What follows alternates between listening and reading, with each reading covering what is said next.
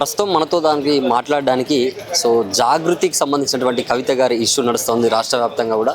So నిన్న ఆమె మండలిలో కూడా కన్నీరు గార్చుకుంటూ నన్ను ఒంటరిదాన్ని చేసిరు, నన్ను పగబట్టినట్టే చేసిరు బీఆర్ఎస్ పార్టీకి సంబంధించినటువంటి నా సొంతింటి వాళ్ళు, పార్టీకి సంబంధించినటువంటి మొత్తం కూడా అని చెప్పేసి. సో దాని మీద మాట్లాడడానికి ఆదివాసీ కుల సంఘం రాష్ట్ర కోఆర్డినేటర్ కురసంగ వేణు గారు ఉన్నారు. ఒకసారి మాట్లాడే ప్రయత్నం చేద్దాం. అన్న ఏం చెప్తారు అంటే కవిత గారు ఏడవడానికి గల కారణం ఏంది? అక్కడ నేను శక్తిగా తిరిగి వస్తానని చెప్పేసి అన్నది, వ్యక్తిగా పోతున్నా శక్తిగా తిరిగి వస్తాను, దీన్ని ఎట్లా చూడొచ్చు, ఏం చెప్తారు? ముందుగా తెలుగు జనధ్వని ప్రేక్షకులు ధన్యవాదాలు.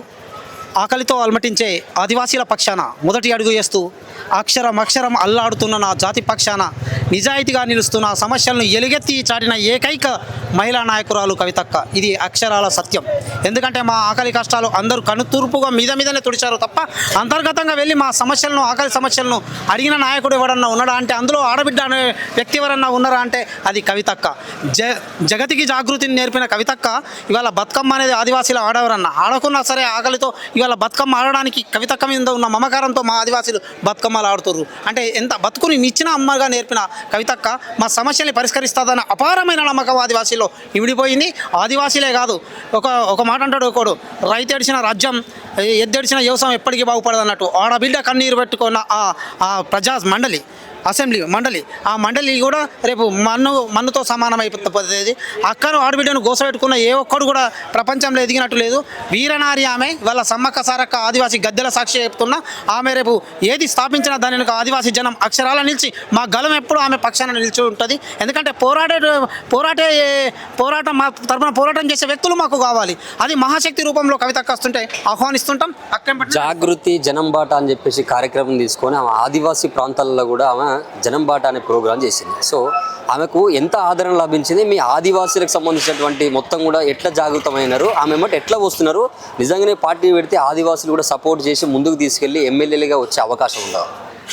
ఖచ్చితంగా. ఇప్పుడు 158 అని అంటున్నారు. ఒకవేళ అక్క లాంటి వాళ్ళకి ఇట్లా ముందుకు వస్తే, నాడు ఒకసారి చిరంజీవి గారు కూడా పెట్టి బీసీలకు 100 సీట్లు ఇచ్చిండు. మరి అట్లా అక్కగారు కూడా వేస్తే జనానికి నేర్పడం కాదు, జనంలోని బాధలను నేర్చుకొని భావ్య ప్రపంచానికి తెలియజెప్తుంది అక్క. ఆదివాసీ ప్రాంతంలో జనం బాటనే కాదు, జనంలో మేము ఒక భాగమే కదా, ఆదివాసీలు కూడా ఒక భాగమే. 6% ఉన్న మా రిజర్వేషన్ అమలు చేస్తూ మాకున్న పరిస్థితులను వీక్షిస్తూ మమ్మల్ని చైతన్యం చేస్తూ అక్క అడుగుజాడలు నడుస్తుంటే అక్క కాదు ఇవాళ మాకు ఒక చుక్క నక్షత్రంలాగా అనిపిస్తుంది. మాకు నడకను నేర్పినట్టు అనిపిస్తుంది. మా ఆకలి అరుపులు, మా చట్టాలు, ట్యాంక్ బండ్ దగ్గర కుమ్రమేం వర్ధంతి రోజు కూడా చెప్పింది ఒక మాట, మా వారు నాటే మా వారు రాజా. ఇప్పటి వరకు ఎవరు కూడా అనలేరు మా రాజ్యం మాదే మాకు కావాలని.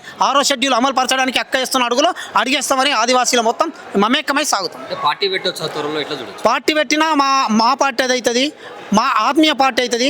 ఆకలి అరుపుల పక్షాన నడుస్తున్న నాయకురాలు ఎప్పుడు నలుగురికి మేలు చేసే ఏ పార్టీలో ఉన్నా సరే ఆ పార్టీని మేము ప్రజలుగా ప్లస్ ఆదివాసీలుగా మేము కదులుతామని. రాష్ట్ర ప్రజలకు ఏం చెప్పదలుచుకున్నారు బీసీలు? ఇప్పుడు ప్రతి పార్టీలు కానీ అందరు కానీ రాజకీయాన్ని నేర్చుకున్నారు.